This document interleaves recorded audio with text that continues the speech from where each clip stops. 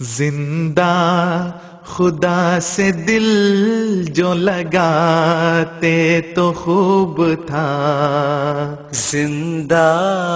To show the commonality of religions, and you have heard all these 5 eminent speakers talking about peace. And each one was talking, and I thought he was talking from my book, the Holy Book. There is such a unity in religions, and that is the object of the Ahmadiyya Muslim community, to narrow the gap between religions. We're standing in different corners. Sometimes our religion is hijacked, and the fanatics have taken over. And we need to wrest the controls of the religion. Religion is love. God is love. The fountainhead of mercy.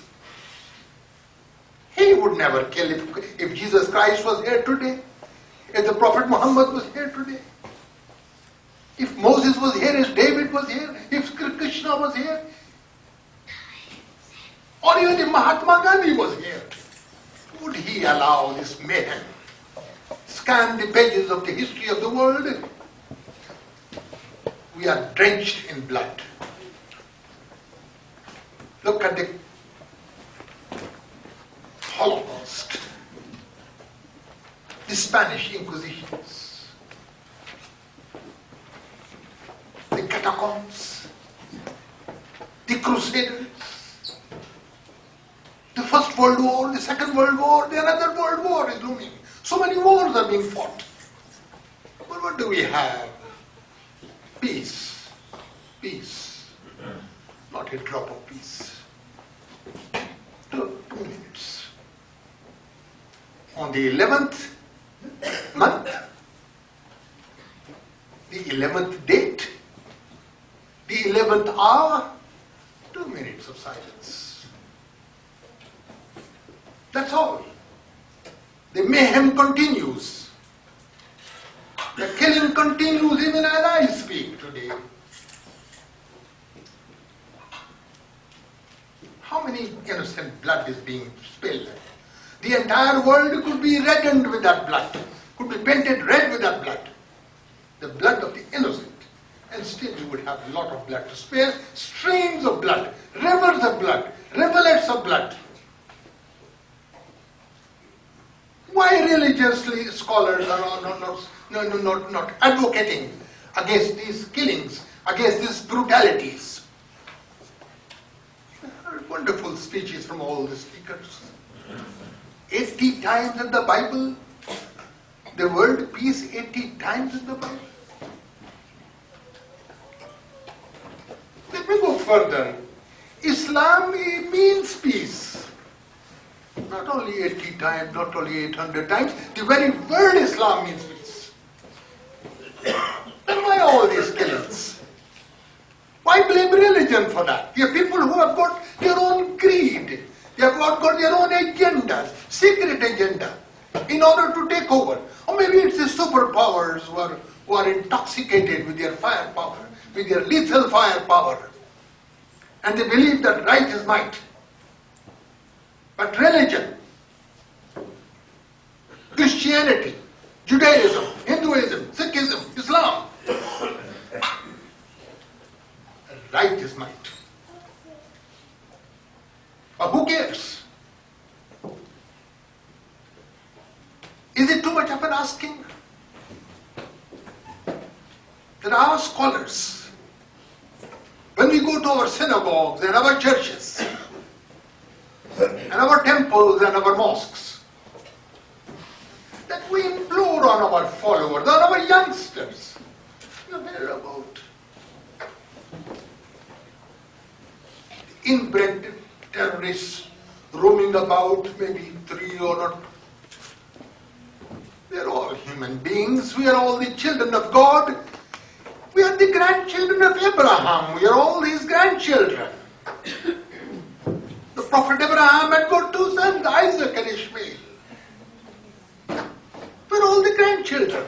But what about the grandchildren? We are all the children of Allah, of God the Almighty. And we have a day of accountability. We have to answer before our Creator. Then is it only sermons that we give on the pulpit? Is it just fairy sermons of peace? Is there peace in our home? Is there peace within us? Are we at peace with ourselves? Are we at peace with our Creator, with our neighbor, with our children, with our spouses, with our country? Maybe this is a cry in the wilderness. How far will this voice go? How far will the voice of these noble speakers will go? Not very far. Maybe somebody would call it a cry in the wilderness.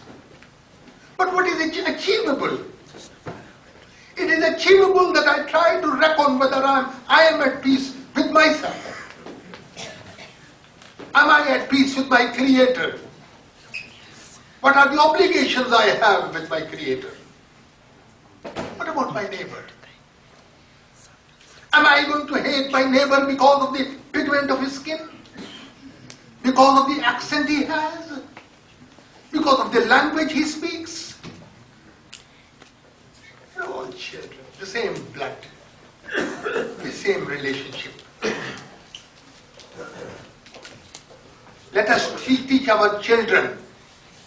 What about the biblical? Look, I have got great pride to inform you that I cannot be a Muslim if I do not have proper reverence for the Prophet Jesus Christ.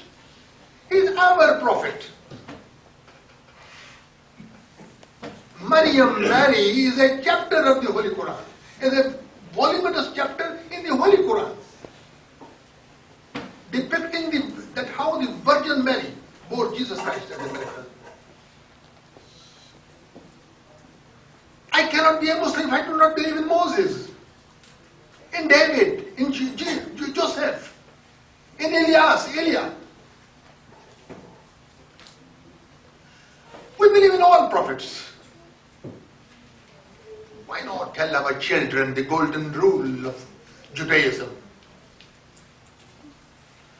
In the Talmud, do not do things, hateful things that you would not like others to do to you. Why don't we tell them about the message in the holy of the Holy Prophet Muhammad, peace and blessings of Allah be upon him? That you do things to your neighbor what you would like him to do to you. Why don't we tell to the congregation that if you sow thistles, do not expect to harvest figs. You sow thorns, and you think, living in a fool's paradise, you sow thorns, and you are going to harvest apples, grapes. That is what the Bible says. Do not do that. If you do not harvest thorns, the coming generations, yet unborn, will reap that harvest. How many people would you kill? How many heads would you chop? It is the love and affection that conquers. Many speakers have spoken about that. It is compassion. Look, it is the magnanimity of the Holy Prophet Muhammad, peace and blessings of Allah be upon him. His love, his affection. He conquered the people who were torturing him for years upon years. When he conquered them, what did he do? Forgive them all. And you know his feast. Now people win a football match and drink and do all. When he conquered Makkah, his feast was a few dry crumbs of bread moistened with some drops of vinegar. That was his victory. He conquered humanity, 1.5 billion people, with the sword. This sword can bend heads. It cannot conquer hearts. It is magnanimity. It is love. It is compassion. It is truthfulness. That is what conquered. That is what has conquered me, and that is what has conquered my soul. And that is what has conquered 1.5 billion people all over the world. this short life. We are sitting in this hall. A time would come. A time would come when none of you would be here. This hall would be full. But none of you would be here. I would not be here, you would not be here. There is a day of accountability. There is a day of reckoning. We're not here for nothing. There's a purpose. If we don't show love and affection, we go empty-handed from this world. I mean, eating and drinking and having few children is a dark alley. No, it doesn't really augur well. What have you done for your neighbor? What have you done for your country? It's a beautiful country. Look at the different nationalities we have over here. How these heterogeneous people have been converted into a homogeneous society. Look at the brocade of flowers, all emitting their beautiful strength. May the Lord richly help you. May the Lord richly bless us all, and may peace prevail. And you know our slogan, we're talking about love. Love for all, hatred for none. God bless you. Thank you.